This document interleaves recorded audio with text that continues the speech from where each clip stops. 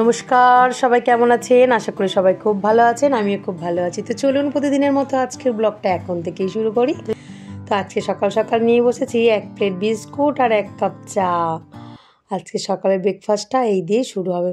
তো আমি একা খাবো না, কিন্তু এত বিস্কুট সবাই মিলেই খাবো। তো আজকের আছে আমাদের বাড়ির কাছেই একটা শীতলা পূজা, তো সেই জন্যই আশপাশটা সবই ঠান্ডা, মানে পান্তা পুষ্টি। তো আজকে আমি বাড়িতে শুকনো খাবারই বানাবো, পান্তা করা হয়নি। কারণ ঠান্ডা লেগে আছে সবারই, হ্যাঁচু কাশি রয়েইছে, তাই জন্য একটু শুকনো খাবার হবে।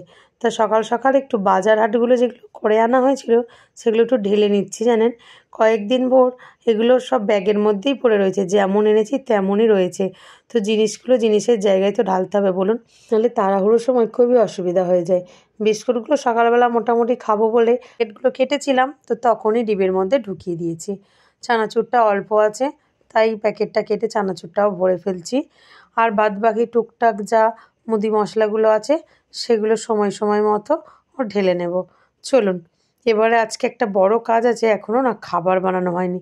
সকালে তো রান্না হয়নি, আর ওর বাবাকে বলেছিলাম যে তুমি একটু হোটেল আজকে খেয়ে নিও, তাহলে একটু গরম ভাত পাবে। আর আমরা বাড়িতে আছি, তো একটুই চাউমিন বানিয়ে নেব। নিরামিষ চাউমিন খেতেই ভালো লাগে, কেন বলুন তো? রুটি পরোটা সবসময় রোজই হয়, তো আজকে তাই রুটি পরোটা আর এই বললো খাবো না, একটু চাউমিন করো। আর যেহেতু বাড়ি আছে তাই ভাবলাম তাহলে গরম গরম চাউমিন করে দুজনে খেয়ে নেবো। তাই একটু তেল দিয়ে পাঁপড়টাও ভেজে নিচ্ছি, কারণ শুধু চাউমিন তো আবার খাবে না, একটু মুড়িও লাগবে সাথে।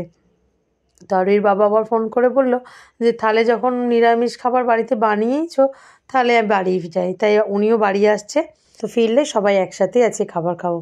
ভালোই হলো, অনেকদিন পর দুপুরবেলা সবাই একসাথে খাবার খেতে পাবো। তো চলুন, আমার মোটামুটি রেডি হয়ে গেছে চাউমিনটা, মানে সিদ্ধ করা রেডি হয়ে গেছে, এবারে ভাজবো। তবে ভাবছি এখন ভাজবো না, জানেন, এইভাবে রেখে দিই, একটু জলটা ঝরুক, আর ততক্ষণ আমি স্নান টান সেরে পুজোটা করে নিই। আজকে একটু বিশেষ দিন বলে তাই সকাল সকাল আর ওই বাবা একটু সন্দেশ এনে দিয়ে গিয়েছিল, আর সেটাই আজকে ঠাকুরকে দেয়া হয়েছে।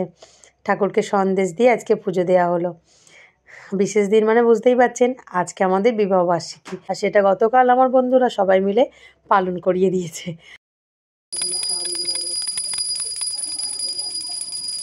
দিকা আর ওর বাবা এসে স্নান করতে গেছে, আর আমি সেই ফাঁকে চট করে চাউমিনটা ভেজে নিচ্ছি। গরম গরম চাউমিন, আর সাথে একটু উনি আবার বেগুনি খাবে বলছেন।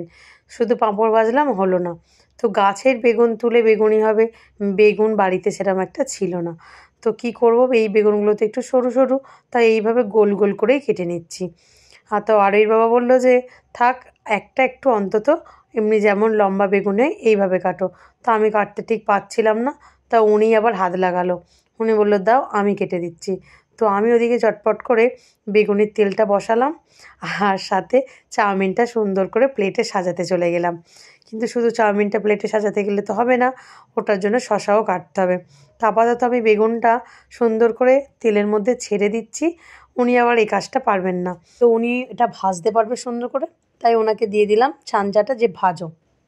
আর আমি চলে গেলাম খাবার বাড়তে, কারণ প্লেটেগুলো সাজাবো, তার সাথে সস দিতে হবে, গোলমরিচ দিতে হবে।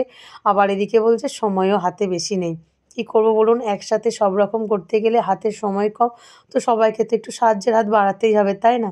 তাই সবাই মিলেই লেগে গেছি কাজ করতে। আর ওইকে বললাম জলের বোতলগুলো ভরে চটপট বসে পড়ো খাবার খেতে, আর আমি এদিকটা সামলে নিয়ে যাচ্ছি। তো হাতে কম সময় থাকার জন্য বেশি আর ভাজছি না, এই অল্প কটা ভেজে আর বাদ বাকিটা রেখে দিচ্ছি, বিকালে ভেজে নেব। আর শসাটা আমি কাটতে চলে এলাম, আর ওদিকে চাউমিনটা আমি রেডিও করে ফেলেছি। শসাটা কেটেই চাউমিনের মধ্যে দিয়ে দেবো, আর ওনাদেরকে খেতে অলরেডি বসিয়েও দিয়েছি। সব কিছু টুকটাক জোগাড়জাতি হয়ে গেছে, এবার শসাটা কেটে ওর মধ্যে দিয়ে দিলেই কমপ্লিট। ভাবছি একটু লেবুও দিই, তাই না? বেশ ভালো লাগবে, লেবুর রসের গন্ধটা চাউমিন বা রোলে দিলে একদম মোমো করে গন্ধটা। আমার তো খুব ভালো লাগে, আপনাদের কেমন লাগে প্লিজ কমেন্টে জানাবেন। লেবু ছাড়া আমার চলেই না, আমি লেবুকে খুব ভালোবাসি, আর লেবু দিয়ে ভাত খেতেও আমার খুব ভালো লাগে, তাই আমার প্রতিদিন ভাতের পাতে একটু করে লেবু থাকে। তো চলুন, মোটামুটি আমার কমপ্লিট হয়ে গেছে সাজানো গোছানো খাবার বাড়া। হ্যাঁ, তো এরপর পরে একটুখানি শসা দিয়ে দিলাম। তো আরোই আবার জিজ্ঞাসা করছিল একটু গাজর ফ্রিজে আছে কিনা। আছে, তবে সেটাকে একটু কাটার দিয়ে কাটতে হবে। মনেই ছিল না, আগে যদি মনে পড়তো আমি বিনস আর গাজরটা ভেজেই নিতাম তেলের মধ্যে। তবে সবজি কাঁচা খাওয়া খুব ভালো, তাই না?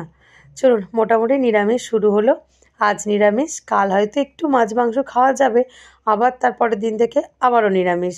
তারপরে তো দোল, দোল মানেই তো জানেন নিজেদের মধ্যে আনন্দ, সুন্দর সুন্দর খাবার দাবার আর রং খেলা। তো আমাদের এখানে সুন্দর খাবার বলতে নিরামিষি খাবারই থাকবে আমাদের পদে সেদিন সকাল থেকে, আর তার সাথে রং খেলা হবে। তবে প্রতি বছরই দোলটা আমাদের খুব সুন্দর করে কাটে, জানি না এই বছরে কী হবে। তো সবাই আমরা খুব এনজয় করি। তবে গত বছর থেকে এই দোল পূর্ণিমার মরশুমটা আমাদের এই সামনেটায় হচ্ছে আর কি, আমাদের বাড়ির কাছেই। তো সেই জন্য একটু নিরামিষের ব্যাপার থাকে, নাহলে কিন্তু আমরা দোল পূর্ণিমাটা সত্যি কথাই মানতাম না। দোল পূর্ণিমায় আর যাই হোক না কেন, অন্য পূর্ণিমা মানলেও দোল পূর্ণিমাটাই আমরা সবাই চিকেন খেতাম। কিন্তু যেহেতু কাছে হচ্ছে, তো হরিবাসর যেহেতু কাছে আছে, তো সেই জন্য ওটা আর হয় না। তো তাতেও কিন্তু আমরা মানে দোল খেলবো না তা নয়, কিন্তু খুব সুন্দর করে দোল খেলি, খুব মজা করি, খুব আনন্দ করি। আর এই বছরের ভিডিওটা অবশ্যই আপনাদের সাথে শেয়ার করব কীভাবে আমরা আনন্দ করি। তো ফ্রেন্ডস, আজকে ভিডিওটা তাহলে এখানেই শেষ করছি। আগামীকাল একটি নতুন ব্লগে আপনাদের সাথে আমার আবারও দেখা হবে। তো সবাই সুস্থ থাকবেন, ভালো থাকবেন, আর ব্লগটা কেমন লাগলো আমাকে অবশ্যই কমেন্টে জানাবেন। আর আজ দুপুরের মেনুটা আমাদের কেমন লাগলো আপনাদের সেটাও জানাবেন। টাটা।